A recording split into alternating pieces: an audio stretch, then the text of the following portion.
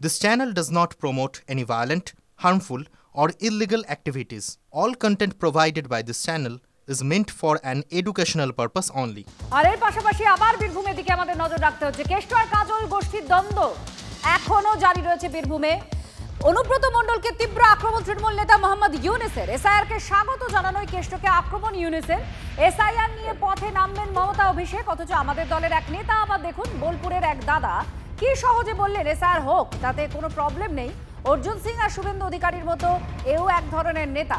এই ভাষাতেই অনুব্রতকে আক্রমণ কাজল ঘনিষ্ঠ নেতা মোহাম্মদ ইউনুসের। হিমাদ্রি আমাদের সঙ্গে রয়েছেন, আমাদের প্রতিনিধি হিমাদ্রি। ঠিক কি বলছেন মোহাম্মদ ইউনুস যেখানে তার অভিযোগের তীরে অনুব্রত মণ্ডল? একেবারে কাজল ঘনিষ্ঠ মোহাম্মদ ইউনুস মোহাম্মদ বাজারের তিনি সংখ্যালঘু নেতা। তিনি কিন্তু পরিষ্কারভাবে অনুব্রত মণ্ডলকে তীব্রভাবে আক্রমণ করছেন। তিনি বলছেন যখন দল চাপে রয়েছে, খোদ স্বয়ং দলনেত্রী মমতা বন্দ্যোপাধ্যায়, অভিষেক বন্দ্যোপাধ্যায় যখন এটা নিয়ে রাস্তায় নামবেন বলছেন, তখন অনুব্রত মণ্ডল বলছেন এসআইআর হোক, এসআইআর ভালো জিনিস। তিনি কি ভেবে এই কথা বললেন? তিনি নিজেকে বড় ভাবছেন এবং তিনি এটাও বলছেন যে যখন দল একটা কমিটি গঠন করে দিয়েছে, কোর কমিটি, সেই কোর কমিটির দ্বারা সমস্ত সিদ্ধান্ত নেওয়ার কথা, কিন্তু সেই কোর কমিটির দ্বারা সমস্ত সিদ্ধান্ত নেওয়া হচ্ছে না। তিনি একাই সমস্ত কিছু সিদ্ধান্ত নিয়েছেন। আগে যেমনটা তিনি একাই একক ছত্র রাজত্ব চালাতেন, তেমনটাই করছেন এবং নির্দেশ মানছেন না অনুব্রত মণ্ডল, নিজের মতোই সিদ্ধান্ত নিচ্ছেন, এটাই তো বক্তব্য। একদমই তাই, একবারই তাই। তিনি আমরা শোনাবো কি বলেছেন। মানুষকে ভোটার তালিকা থেকে বাদ দেওয়া হবে, এইরকম একটা পরিকল্পনা নির্বাচন কমিশন নিয়ে বসে আছেন, মোদী সরকার নিয়ে বসে আছেন, যেটা মমতা ব্যানার্জি বুঝতে পেরেছেন বলে কিন্তু তার বিরুদ্ধে, এসআইআর বিরুদ্ধে কিন্তু লাগাতার আন্দোলন করে যাচ্ছে।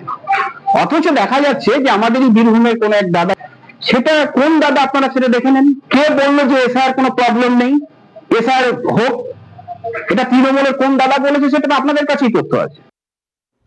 এইবার আপনাদের শোনাবো অনুব্রত মণ্ডল এই এসআইআর হোক তাহলে ভালোই হবে যে মন্তব্যটা করেছিলেন সেইটা আপনাদের শোনাবো, যার থেকে এই কাজল ঘনিষ্ঠ নেতা নিশানা করছেন তাকে। শুনুন। এসআইআর চালু হোক না, অসুবিধা কি আছে?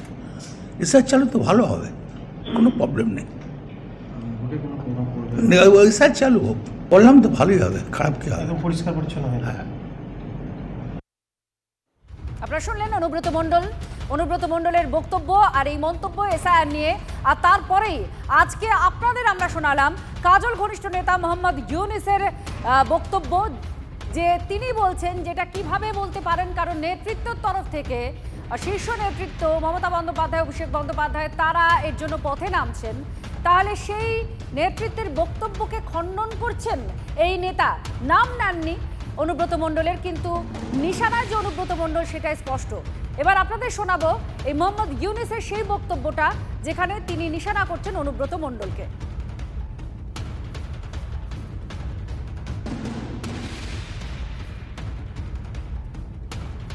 মানুষকে ভোটার তালিকা থেকে বাদ দেওয়া হবে, এইরকম একটা পরিকল্পনা নির্বাচন কমিশন নিয়ে বসে আছেন, মোদী সরকার নিয়ে বসে আছেন, যেটা মমতা ব্যানার্জি বুঝতে পেরেছেন বলে কিন্তু তার বিরুদ্ধে, এসআইআর বিরুদ্ধে কিন্তু লাগাতার আন্দোলন করে যাচ্ছে। অথচ দেখা যাচ্ছে যে আমাদেরই বীরভূমের কোন এক দাদা, সেটা কোন দাদা আপনারা সেটা দেখে নেন। কে বললো যে এসআইআর কোনো প্রবলেম নেই, এসআইআর হোক, এটা তৃণমূলের কোন দাদা বলেছে সেটা আপনাদের কাছেই তথ্য আছে। ঠিক এই জায়গায় মতান্তর আর দ্বন্দ্ব প্রকাশ্যে আসছে, সেই অনুব্রত আর কাজলের দ্বন্দ্ব।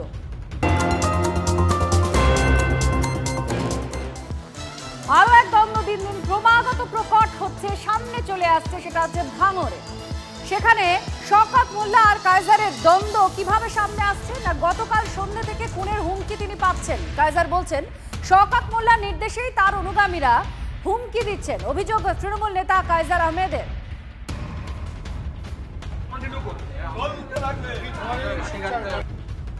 এই খুনি, বাইক ছিনতাইকারী, জমি লুটেরা এ যতদিন ভাঙড়ে থাকবে ততদিন সাধারণ মানুষের জীবন ওষ্ঠাগত করে তুলবে। তাই ভাঙড়ের আপামর সাধারণ মানুষের কাছে আমি আবেদন করব, যতদিন না জেলার সাংগঠনিক পরিবর্তন ঠিকঠাক হচ্ছে ততদিন না এদের ডাকে কোনো মিটিং মিছিলে যাবেন না।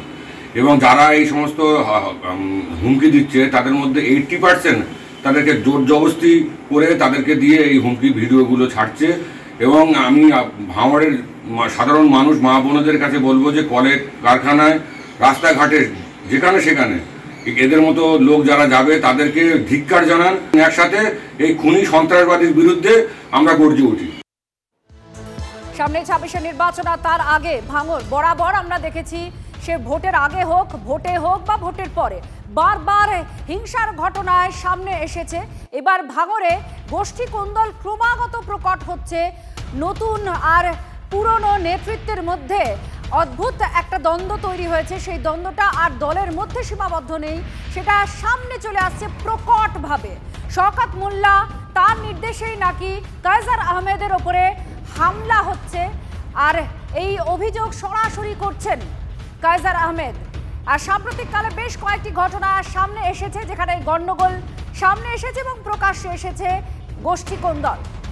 যতদিন যাচ্ছে ভাঙড় ততই উত্তপ্ত হচ্ছে। ভাঙড়ের বিধায়ক নওশাদ সিদ্দিক এই মুহূর্তে আমাদের সঙ্গে রয়েছেন। নওশাদ, আপনার বিধানসভা এলাকায় শাসক কোন্দল তীব্র হচ্ছে, সেটা হয়তো আপনার পক্ষে স্বস্তির, কিন্তু এই জায়গায় তো হিংসা বা আইন শৃঙ্খলার জায়গাটা তো বিঘ্নিত হচ্ছে। আমার পক্ষে কোনো কালই এটা স্বস্তির নয়। আমি ভাঙড়ের বিধায়ক, এটা সব থেকে বড় আমার পরিচয়।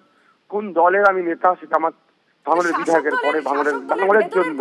সুতরাং এটা আমার ক্ষতি। ভাঙড়ের কোন্দল হলে শাসক দলের কেউ মারা গেলেও আক্রান্ত হলেও সেটা আমি ব্যথিত, মর্মাহত।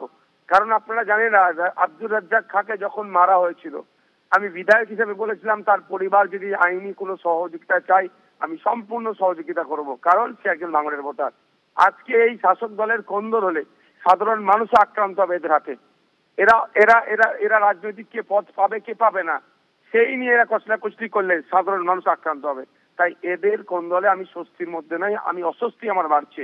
তবে এই যে শওকত সাহেব আর কাইজার আরাবুল সাহেব কেউ আমার নজরে ভালো নয়। এরা সবাই মিলেই আমাদের উপর অত্যাচার চালিয়েছে। তবে আরাবুল সাহেব, কাইজার সাহেব আমাদের উপর অত্যাচার চালিয়েছে, মিথ্যা মামলা দিলেও, আমাদের বাড়িতে কর্মীদের উপরে চূড়ান্তভাবে অত্যাচার করলেও কাউকে প্রাণে মারিনি। কিন্তু আরাবুল সাহেব দায়িত্ব পাওয়ার পর থেকে আমাদের একাধিক কর্মীকে প্রাণে মেরেছে। শুধু আমাদের কর্মী নয়, তৃণমূলের কর্মীও খুন হয়েছে, আর গ্রেফতার তৃণমূলের নেতারাই হয়েছে। যে গ্রেফতার হয়েছে সে শওকত সাহেবের একদম ঘনিষ্ঠ মানুষ, কাছের লোক গ্রেফতার হয়েছে। সুতরাং এটা বোঝা যাচ্ছে এই দুজনের মধ্যে হিংস্র কোনটা। অবশ্যই এই ধরনের ঘটনা তো প্রশাসনের পদক্ষেপ নেওয়া উচিত, এটা কখনোই স্বস্তির ঘটনা তো হতেই পারে না। কিন্তু যেখানে আপনার দিকেও নিশানা যাচ্ছে যে শওকত মোল্লা বলছেন যে আপনার হয়ে কাজ করছে এই কায়সার। দেখুন, শওকত সাহেবকে এখন যে গাড্ডায় উনি পড়েছেন সেই গাড্ডা থেকে ওনাকে পরিত্রাণ পাওয়ার উনি চেষ্টা করছেন। এখন খড়কুটো ধরে বাঁচার চেষ্টা করছে। যে কদিন আগে কারো অস্তিত্ব ছিল না, 50,000 ভোটে হারবে, 1 লাখ ভোটে হারবে বলে চিৎকার করছিল, যখনই ফাঁদে পড়ে গিয়েছে আবার তাকে ধরে বাঁচার চেষ্টা হচ্ছে। আমি একদম স্পষ্ট দাঁতহীন মাথায় বলছি, এই কাইজার সাহেব, এই আরাবুল সাহেব, শওকত সাহেব সকলেই আমাদের পার্টির কর্মীদের উপর অত্যাচার চালিয়েছে। কেউ আমাদের পার্টি কর্মীকে খুন করেছে, তো কেউ মিথ্যা মামলা দিয়ে জেল খাটিয়েছে। সুতরাং এদের তিনজনের সাথে কোনো আপোষ আইএসএফ করবে না, করবে না, করবে না। ধন্যবাদ। নওশাদ সিদ্দিকী আমাদের সঙ্গে ছিলেন, ভাঙড়ের বিধায়ক, এবং তিনি বলছেন যে এরা শাসক দলের এই কোন্দল ভাঙড়ে অশান্তি তৈরি করছে।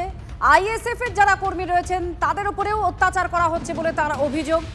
এবং এই সাম্প্রতিককালের ঘটনা এবং যা কিছু ঘটেছে ভাঙড়ে তা অত্যন্ত চিন্তার এবং উদ্বেগের এমনভাবে ব্যক্ত করছেন নওশাদ।